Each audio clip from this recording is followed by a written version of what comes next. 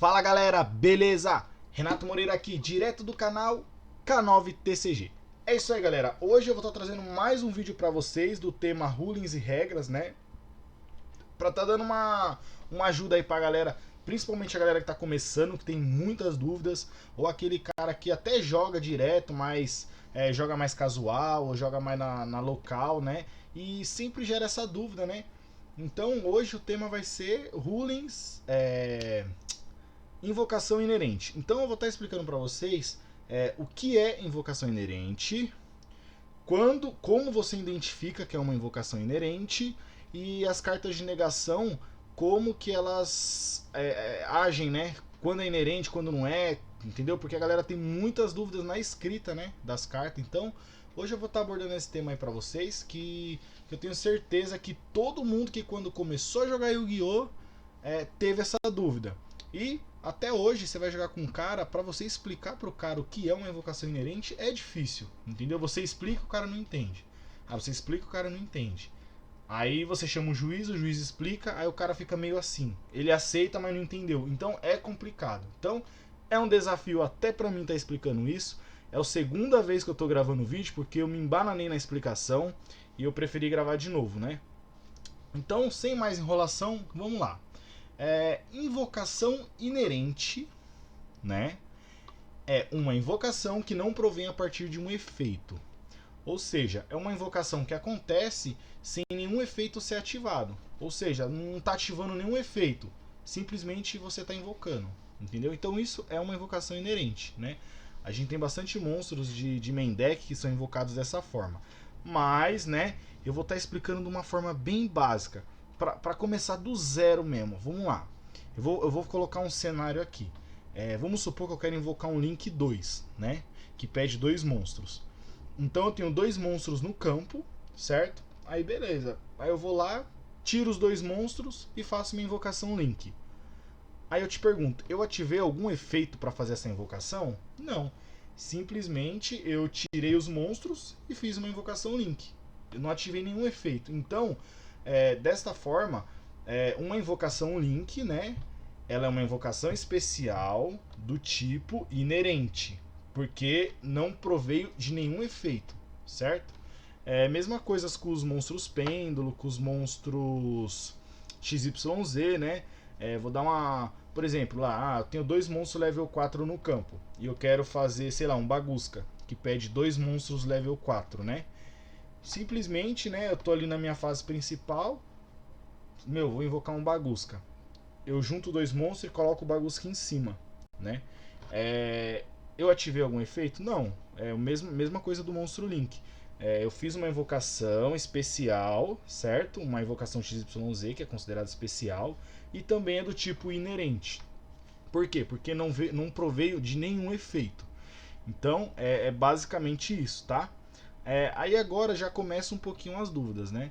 A gente tem alguns monstros que eles são invocados inerente, tanto da mão quanto do cemitério, né? Uns é só do cemitério, outros é só da mão, né? Eu vou estar explicando os da mão, tá?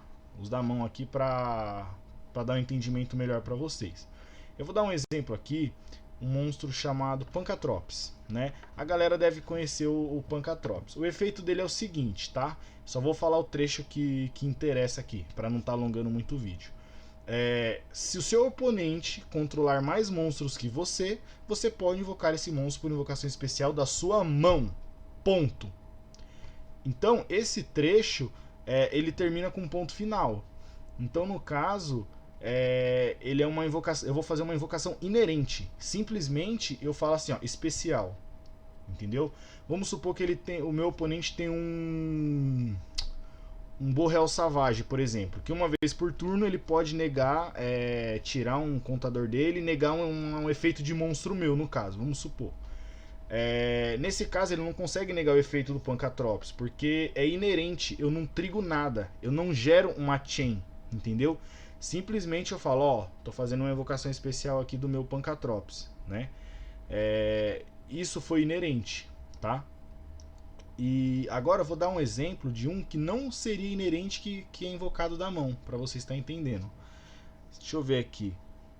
Vamos lá. Por exemplo aqui, um Chaos Hunter, né? O Chaos Hunter, o efeito dele é o seguinte: se o seu oponente invocar um monstro especial, né, você pode invocar ele da mão, você pode descartar uma carta e invocar ele da sua mão, certo? Porém, no texto dele, eu vou colocar aí para você estar olhando. Ele fala assim, ó: se o seu oponente invocar um monstro por invocação especial, 2 pontos. Esse é o segredo, os 2 pontos. Esses 2 pontos, ele significa que eu devo iniciar uma janela, eu devo declarar a ativação de efeito, entendeu?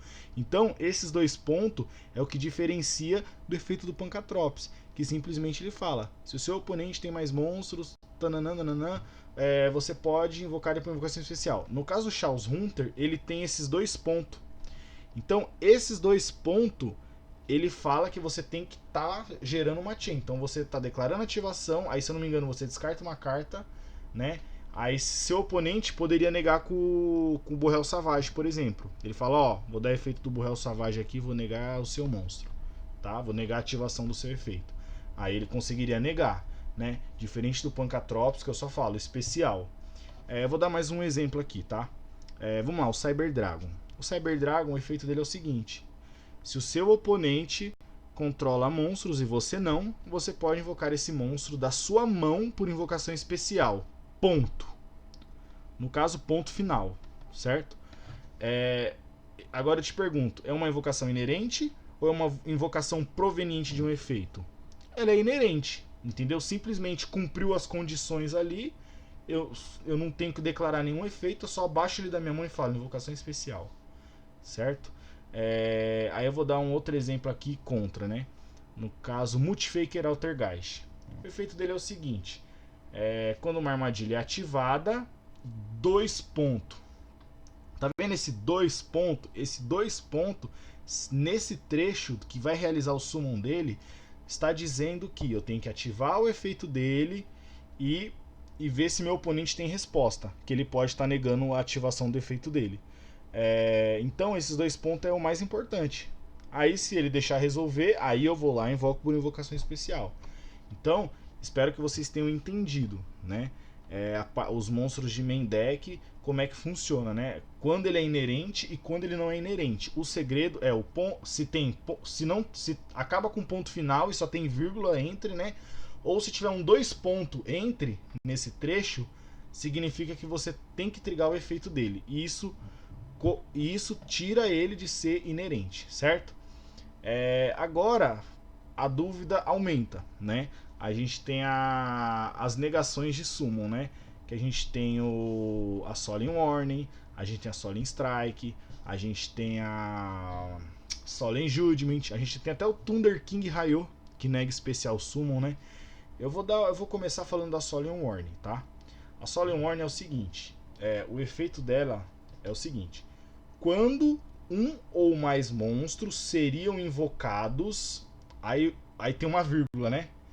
Esse trecho, quando um ou mais monstros seriam invocados, vírgula, ou esse trecho está se referindo a monstros que são invocados do tipo inerente, tá? Ou seja, esse trecho, se tiver em qualquer outra carta, ela está se referindo a monstros inerentes. Por quê? Ela não está falando quando uma carta é ativada que invoca... Não. Quando um ou mais monstros seriam invocados. Lógico, a Solemn Warning ela continua o efeito, né? Ou quando uma magia, ou uma armadilha, ou um efeito de monstro for ativado, que invocaria um monstro, no caso, né? No caso, ela é bem completa. O segredo é esse trecho, tá? Eu vou dar um exemplo melhor, a Solemn Strike.